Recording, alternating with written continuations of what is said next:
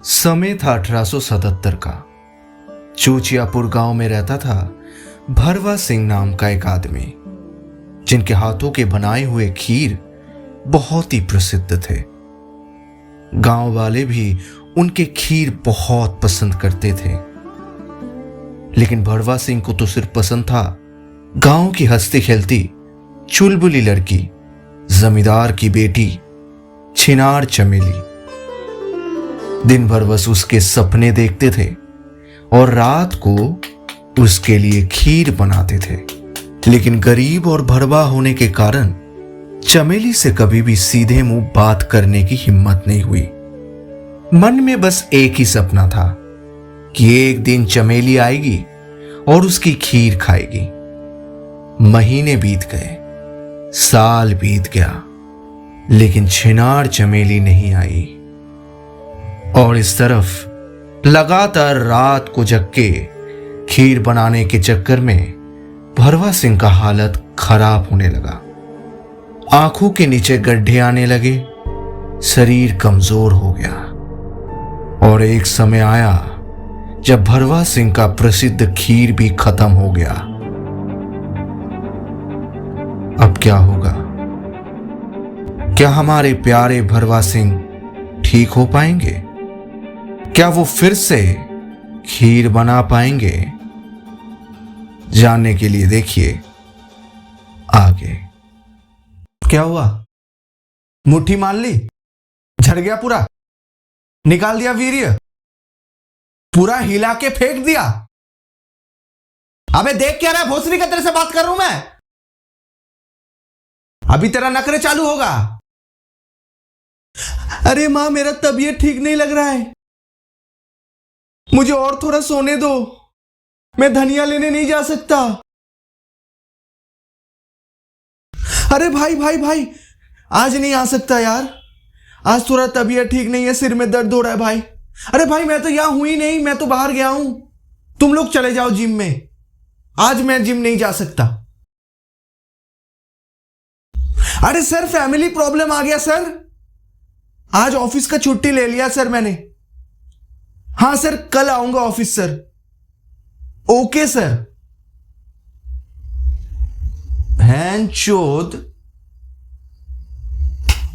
एक भी काम आज अगर मिस हुआ ना तेरे से, मैं घर आके तेरे ही पिछवाड़े पे अपना लाड़ डाल दूंगा। भैंचोद, सब काम खत्म होना चाहिए आज। एक भी काम अगर तूने मिस किया ना तो देख, मैं बता रहा हूं तेरे को, मुट्ठी पे लेगा। हाँ? मुट्ठी मारेगा, फिर बोलेगा नहीं हो पा रहा है मेरे से, कुछ नहीं हो पाएगा। उठ, चल उठ। अबे देख क्या रहा, उठ, तेरे से बात कर रहा हूं, उठ, चल जाके पुशअप लगा, जॉगिंग पे जा, चल निकल निकल, उठ, कोई सोना वोना नहीं चलेगा, चल चल अभी उठ, पुशअप लगा, अभी पुशअप लगा, अभी पुशअप लगाएगा तू, अभी। अरे रुक रुक रुक रुक भाई भाई भाई भाई भाई, नहीं नहीं नहीं भाई, यही सबसे बड़ी गलती कर देते हो तुम जैसे भांचोद। नहीं लगाना है पुशअप, नहीं करना है कोई वर्कआउट, कुछ नहीं करना है। जी हाँ, नमस्कार, मैं मामैन, आप देख रहे हैं सेक्स एजुकेशन विथ मामैन, और मैं हूं मामैन, मर्दों का रखवाला, बीड़ी का सरताज। और आज हमारा टॉपिक है मुट्ठी मारने के बाद। एग्जैक्टली हम मर्दों में एक बहुत बड़ा सवाल पैदा करता है कि मुट्ठी मारने के बाद हमें क्या करना चाहिए, एग्जैक्टली क्या करना चाहिए। हजारों वीडियो देख लेंगे, हजारों वीडियो पे तुम्हें सब एक ही चीज बोलने को मिलेगा, मास्टरबेशन इज वेरी बैड, आप उसको छोड़ दो, ये गलत कर रहे हो, मुट्ठी मत मारो। अरे हाथ जोड़ के कोई भरवे आ जाते हैं, अरे मुट्ठी मत मारो बेटा, मुट्ठी मत मारो। लेकिन कोई भरवा तुम्हें ये नहीं बोलेगा कि आखिरकार करना क्या है। बिल्कुल भी वर्कआउट मत करो, ठीक है? कोई भी वर्कआउट हो जाए, कुछ भी हो जाए, भाग दौड़, कई बार जोश आ जाता है ना कि भाई ये मैंने क्या कर दिया, अब मुझे कुछ करना है, मुझे आज सब खत्म करना है काम, आज का जो ड्यूटी था, आज का जो प्लानिंग था। कुछ लोग प्लानिंग के हिसाब से चलते हैं, कुछ लोग बर्बाद होते हैं, वो प्लानिंग ही नहीं बनाते, पूरे दिन का कोई प्लानिंग नहीं है। जो प्लानिंग के हिसाब से चलते हैं उनको बहुत परेशानी होती है कि यार आज तो शायद इतना कमजोर फील कर रहा हूँ, शायद मैं ये काम नहीं कर पाऊंगा, शायद मैं वहां पर जाने वाला था, वहां पर नहीं जा पाऊंगा क्योंकि बहुत कमजोर फील कर रहा हूँ, आज नहीं जाते, आज जिम नहीं जाते हैं, आज कोई अगर काम हो कहीं पर जाना हो वो नहीं करते, कल करेंगे। बिल्कुल, मैं ये कहूंगा जरूरी है, क्योंकि जब भी आप मुट्ठी मारते हो, मैंने अगले एपिसोड में भी बताया था कि मुट्ठी मारने से हमारे जो सीमन हो, यानी कि हमारे जो वीर्य है, वहां पर कंटेंट करते हैं 30% प्रोटीन। तो मान लीजिए 30% प्रोटीन मतलब 30% एनर्जी भी उसके साथ होगा। आजकल के युवा कितना प्रोटीन कंज्यूम कर पाते हैं? बहुत ही कम प्रोटीन कंज्यूम कर पाते हैं, है ना। उतने कम प्रोटीन में आपका जब वीर्य में ही बहुत सारा प्रोटीन निकल जाए तो आप तो ऑब्वियसली कमजोर फील करेंगे। अब इसी वक्त पे अगर आप वर्कआउट करना चालू कर देंगे, अगर इसी वक्त पे आप हेवी वर्कआउट करना चालू कर देंगे, तो जितना प्रोटीन, जितना भी क्षमता आप में था वो भी निकल जाएगा। हमेशा एक चीज याद रखिए मर्द लोग, अगर आपने शरीर में 50% एनर्जी इंटेक किया या फिर 60% इंटेक किया, क्योंकि 100% कोई नहीं कर पाता आज के समय में। अगर 50 किया तो 20% लॉस कर सकते हो मैक्सिमम, 60 किया तो 30% लॉस कर सकते हो मैक्सिमम। इससे ज्यादा नहीं करना है। मुट्ठी मारने के एग्जैक्ट बाद हमें एक पावर नैप लेना है। और ये पावर नैप कितने टाइम का लेना है? पावर नैप आपको लेना है कम से कम 1 से 2 घंटे का, ठीक है। 1 से 2 घंटे, आधा घंटे बिल्कुल नहीं। आधा घंटे का कोई पावर नैप नहीं होता, कभी भी 1.5 घंटा 2.5 घंटा ऐसा नहीं, हमेशा या तो 1 घंटा या फिर 2 घंटा, ठीक है। पावर नैप ले लिया आपने। ये मैं स्पेशली बहुत ही हार्डकोर मुट्ठीखोरों के लिए मैं ये चीज बोल रहा हूं। ये चीज हमेशा याद रखिए, अगर आपका टेस्टोस्टेरोन लेवल 1000 है तो आप दिन में एक बार मुट्ठी मार सकते हैं, यानी कि एवरीडे मुट्ठी, कोई दिक्कत नहीं होगा। आप उतना स्ट्रेस्ड फील नहीं करेंगे, आप इतना कमजोर फील नहीं करेंगे अगर आपका टेस्टोस्टेरोन लेवल 1000 होगा। फिर भी मैं इस चीज को रिकमेंड नहीं करूंगा। अगर आप मुट्ठी ना ही मारे तो और फायदा है आपके लिए। 2000 भी हो जाए टेस्टोस्टेरोन लेवल, तब भी अगर आप बिना मुट्ठी मार के अगर आपका चल रहा है तो चलने दीजिए। बिना मुट्ठी मार के ही आप जिंदगी बिताइए, बहुत फायदेमंद रहोगे। लेकिन अगर आपका टेस्टोस्टेरोन लेवल 1000 से कम है, यानी कि 500 के दायरे में है या फिर 700 के दायरे में है, तो कृपया करके हाथ जोड़ के बोलता हूं, मुट्ठी ही मत सोचिए। उसके बारे में सोचिए भी मत, मारिए भी मत। आज के जमाने में आपके शरीर में बहुत जान की जरूरत है, ताकि आप किसी भी तूफान को तोड़ के भाग सको। समझ रहे हो? तो ये प्रोटीन, ये ताकत, इसको लॉस नहीं करना है। यहीं पर बेवकूफी कर रहे हो। इतना कंपटीशन बढ़ चुका है, इतना समस्या बढ़ चुका है, लोग भीड़ हो चुके हैं, कहीं पर भी चले जाओ इतना भीड़ हो गया है, कुछ भी करने जाओ इतना परेशानी, इतना टाइमिंग, इतना झमेला होता है, कोई भी इजीली सक्सेसफुल नहीं होता। इस टाइम पे अगर आप मुट्ठी मारने पे समय बिताओगे, अगर आप यही करने पे टाइम बिताओगे, आप अपने प्रोटीन को जितना आप इंटेक करते हो उससे ज्यादा लॉस करोगे, तो आप ही का नुकसान है। ये चीज को समझो। तो प्लीज कृपया करके कह रहा हूं, मेरी इस प्रोसेस को समझो और उसी तरीके से अपने आप को सुधारो, ताकि इसमें आपका ही भलाई हो। अब उसके बाद क्या करना है? पावर नैप तो ले लिया आपने, उसके बाद क्या वर्कआउट करें? फिर नहीं। एक चीज ध्यान से सुनिए, अगर आप रात को मुट्ठी पेलते हैं, सोने से पहले मुट्ठी मारा, तो सुबह उठ के कुछ नहीं करना है। आपको शरीर को थोड़ा पावर लोड करने देना है। आप खाना खाइए, हेवी खाना खाइए, प्रोटीन वाला खाना खाइए, तो इससे आपके शरीर में जान आएगा। उसके साथ साथ अगर आप थोड़ा सा प्रोटीन लिए, उसके बाद आप काम करना चालू कर दिए, ऐसा भी उससे और नुकसान होगा। आपको हाफ डे का टाइम देना है अपने शरीर को, जब तक आप लिमिटेड अमाउंट ऑफ प्रोटीन नहीं ले लेते, क्योंकि शरीर को जरूरत है यार। रात को आपने मुट्ठी मारा तो सुबह आपका जिम है, नहीं जाना है, रात को जाना है, इवनिंग को जाना है, या फिर आपने इवनिंग को मुट्ठी मार दिया, या फिर आपने सुबह मुट्ठी मार दिया, तो इवनिंग को नहीं जाना है। कब जाना है? दूसरे दिन कल को जाना है हमें जिम, सुबह यह करना है हमें। तो हमें एक टाइमिंग देना है शरीर को, तब तक वो अपने आप को फिर से वो पावर दे देगा कि आप फिर से आप चालू हो जाओ, सख्त हो जाओ एकदम। लेकिन उसका फायदा नहीं लेना है, उसका फायदा नहीं लेता है। कुछ चूतिया क्या करता है, प्रोटीन ले लेता है, फिर से मुट्ठी मार देता है। नहीं करना है। अगर बाई चांस अपने गलती से मुट्ठी मार दिया तो ये प्रोसेस फॉलो करना है, ठीक है।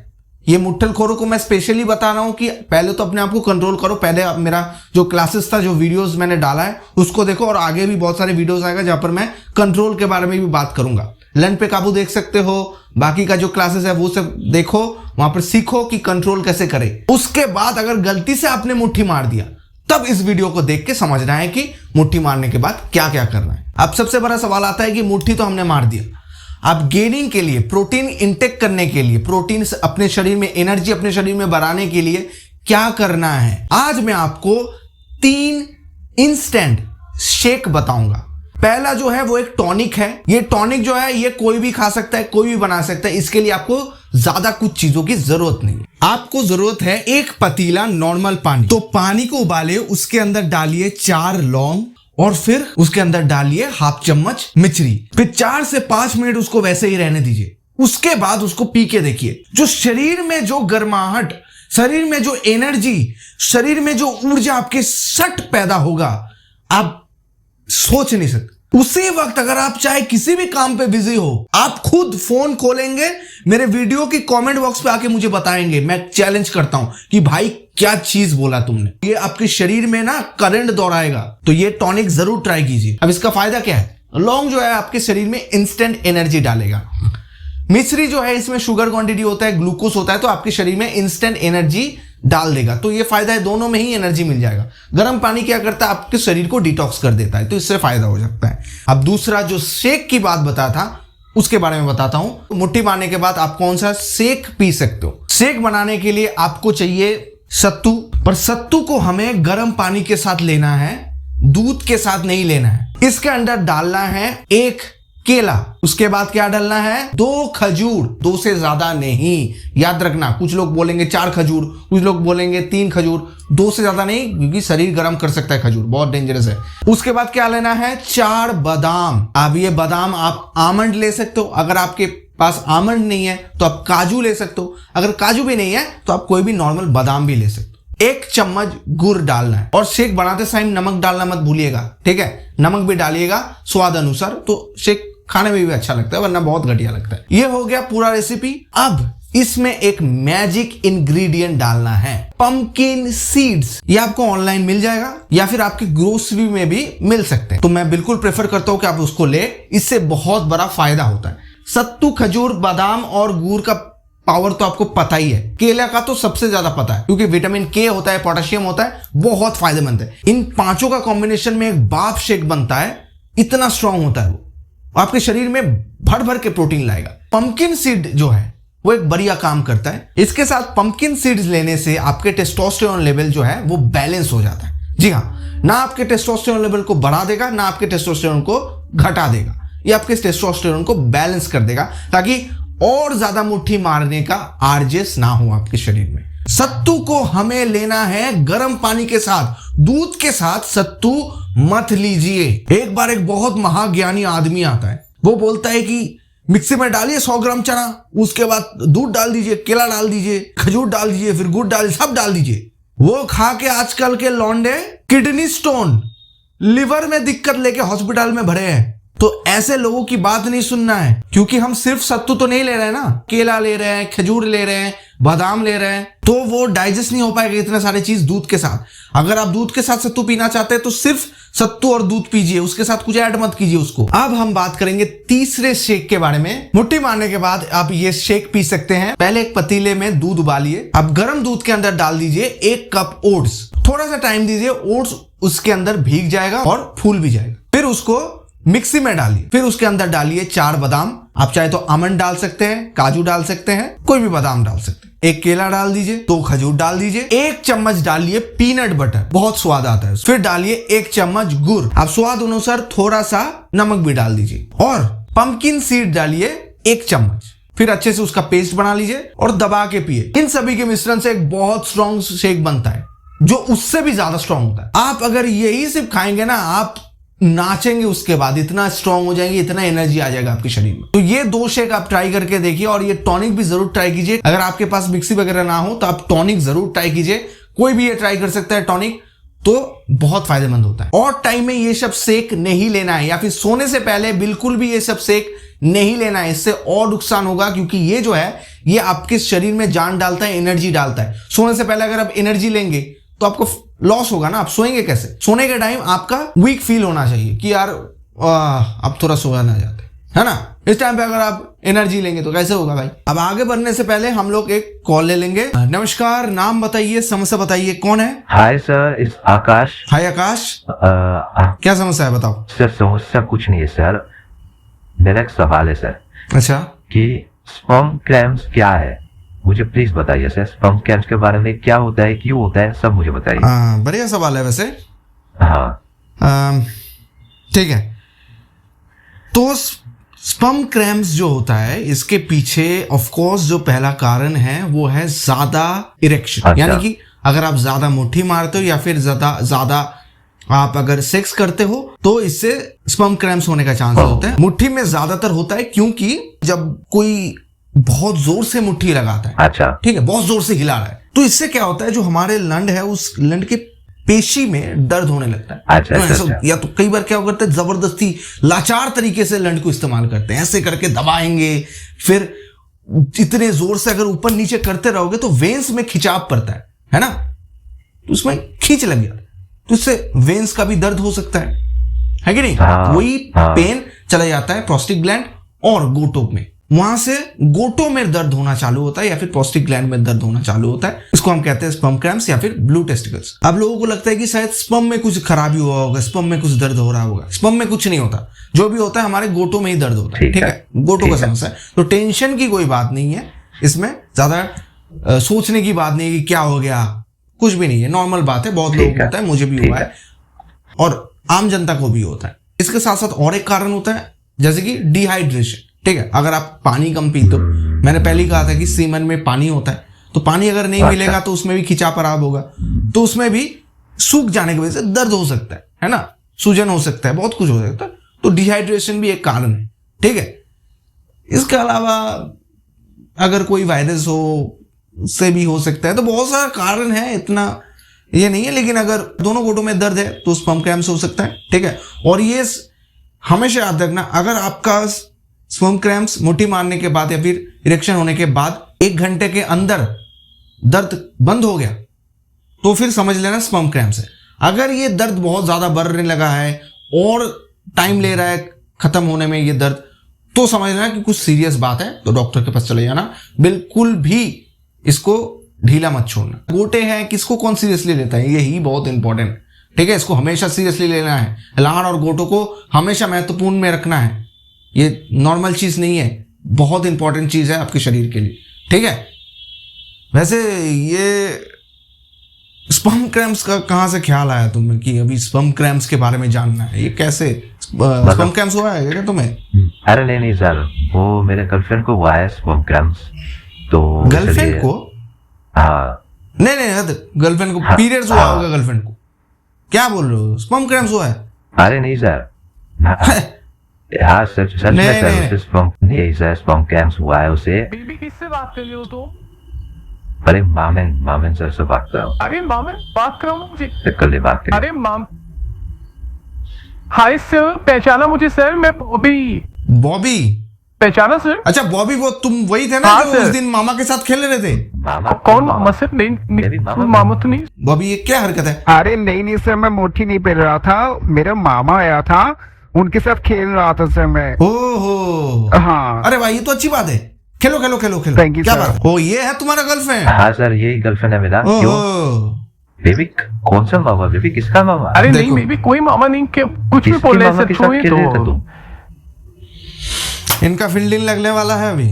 खैर अभी इसके बारे में भी हम लोग बात करेंगे। ये जो होमोसेक्सुअल लोग होते हैं ये भी रिलेशनशिप में जाते हैं, बहुत अच्छी बात है, पर इसके बारे में जानना बहुत जरूरी है। ये लोग खुद नहीं जानते कि ये होमोसेक्सुअल क्यों है ना। गे लोगों को नहीं पता कि गे क्यों है, ये गलत बात है। लेकिन टेंशन मत लो, सभी के लिए हम लोग LGBTQ स्पेशल क्लास आने वाला है सीजन 5, वहां पर हम लोग गे लोगों के बारे में बात करेंगे। वहां पर सबको पता चलेगा कि गे लोग क्या होते हैं, क्योंकि जरूरी है ना। तो चलो देखो टाइम हो गया। खैर चलो अभी यहीं पर खत्म करते हैं। बहुत बहुत धन्यवाद पूरा क्लास देखने के लिए। नेक्स्ट क्लास बहुत जल्द आने वाला है, तो भंग नहीं होना चाहिए, सब पहुंचे ना, दोस्तों को भेजो, सारे जो मुट्ठल खोर दोस्त है तुम्हारे उसको भेजो, ठीक है, ताकि वो लोग सुधार सके अपने आप को। और मुट्ठी मारने के बाद क्या क्या करना चाहिए याद रखो और अपने आप का बचाव करो। और ये मत सोचो कि ये तो मैंने तरीका बता दिया तो अब तो लगे पड़े हो, मुट्ठी बेले जा रहे हो, नहीं। ये बस मैंने बताया कि सेफ्टी के लिए, अगर बाई चांस आपने मुट्ठी मार दिया तब क्या करना है, इसका फायदा नहीं लेना है, मुट्ठी नहीं मारना है, ठीक है। बस बहुत बहुत धन्यवाद, जय हिंद।